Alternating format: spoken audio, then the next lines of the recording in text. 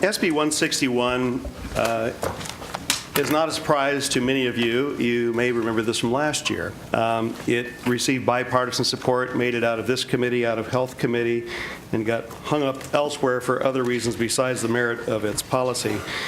SB 161 allows volunteer school employees in the absence of a nurse to be trained to administer Diastat to a student suffering from a seizure. Epilepsy affects over 90,000 children across America. Uncontrolled seizures can damage a child's developing brain and can impact academic performance, memory, learning, and results in social, emotional changes.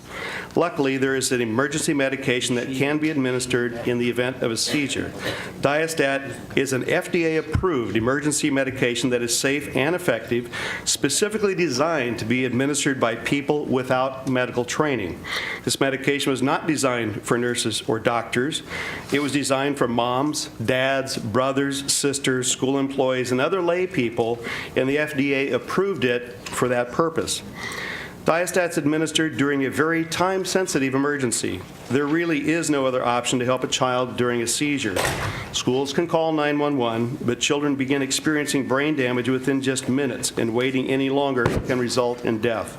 Please keep in mind this drug's been in school use in California for over 10 years. It was only until recently that schools have been advised by the Board of Registered Nurses to not allow the volunteer school employees to administer Diastat. In the 10 years schools have used Diastat, there has been no incident in which a child was harmed. Let me repeat that, because you're going to hear how dangerous this is. In over 10 years of experience, there's been no incidents of harm to a child.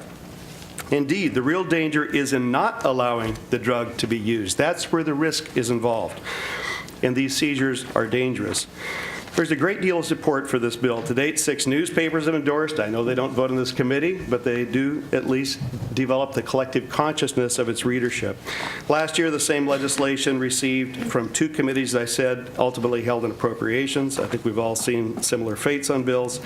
And this bill has been fully backed by the medical community, as you'll see from testimony today.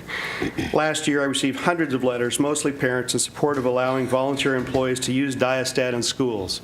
Imagine what it's like to send your child out into the school system not knowing whether or not they can have this emergency drug given to their child. I urge you to join me and this coalition in supporting this in protecting the 90,000 students that we have in school that suffer from epileptic seizures.